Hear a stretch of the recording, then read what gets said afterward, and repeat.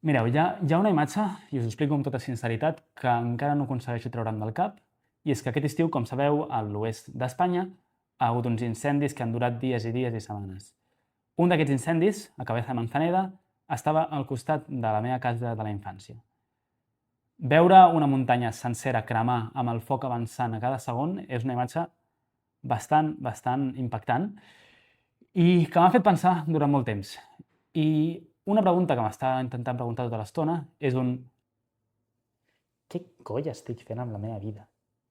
Mireu, em presento, jo sóc el Toni Bertolez Martínez, per qui no em coneixeu, soc científic, he fet un doctorat en física a la UB i ara he marxat als Estats Units a fer un postdoc a la Universitat de Wisconsin-Madison. Estic envoltat de gent molt bona, de renom mundial en primera línia de la recerca del meu camp, que és l'astrofísica i la cosmologia.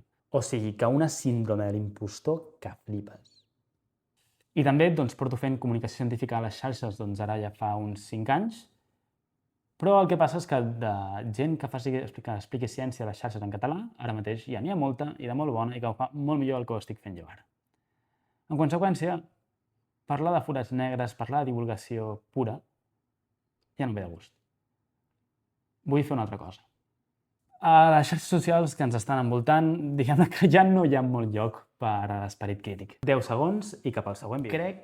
Crec honestament que ens falten ara mateix espais de debat, espais de crítica, i és que se'ns està cremant el món i és molt important, primer, saber quina és la ciència, quina és l'explicació científica que hi ha al darrere per poder prendre decisions rigoroses i basades en evidència, però també entendre quins són els contextos socials, polítics i econòmics que ens estan portant aquí.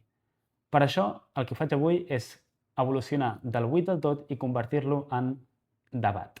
Debat que són justament com les sigles de del buit al tot. Del buit al tot, debat. Pura xiripa.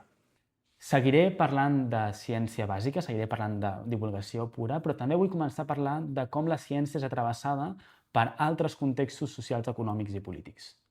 I com un foc que crema enmig de la nit, faig un redisseny del projecte per parlar una mica d'aquests reptes del present, des de la rigorositat, però alhora amb una mica d'urgència.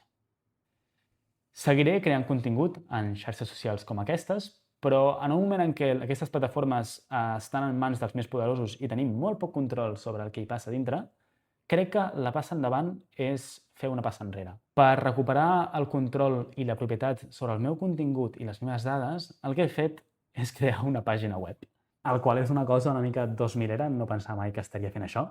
A debat.cat el que podreu trobar és un butlletí i un web on penjaré un reportatge mensual, si tot va bé, on podreu trobar temes sobre física i sobre ciència, però des d'una visió crítica, oberta, intentant encarar els reptes del present. Però no només això, no crec en les xarxes socials com una cosa unidireccional on jo creo contingut i vosaltres l'escolteu, sinó que el que crec és que hem de recuperar també les comunitats que ens han permès organitzar-nos i trobar punts de trobada. Per això he creat un grup de Telegram, una comunitat debat, per totes les persones catalanoparlants que estigueu interessades en ciència i tecnologia des d'aquesta visió crítica i oberta. També per les persones que vulgueu realment influenciar i donar recolzament en aquest projecte, m'he creat una pàgina a l'Aixeta, la plataforma catalanoparlant de micromecenatge, on podreu fer-vos mecenes i tenir accés anticipat a aquests reportatges i també poder proposar temes per tractar en el web. Així que, època de canvis, estic motivat, tinc ganes de descobrir-vos noves preguntes, de contextualitzar-vos les respostes, però en soc conscient, estic aprenent, no sé com sortirà això, jo sóc un expert en física de partícules i cosmologia, no en periodisme. Per tant, espero que tingueu ganes d'acompanyar-me i d'aprendre amb mi en aquest projecte i espero que entre totes aconseguim que sigui un projecte molt exitós. Així que, sisplau, si voleu, subscriviu-vos, fiqueu a preferits la vostra pàgina o aquesta pàgina web i donem-nos molta força entre totes, fem comunitat. Gràcies.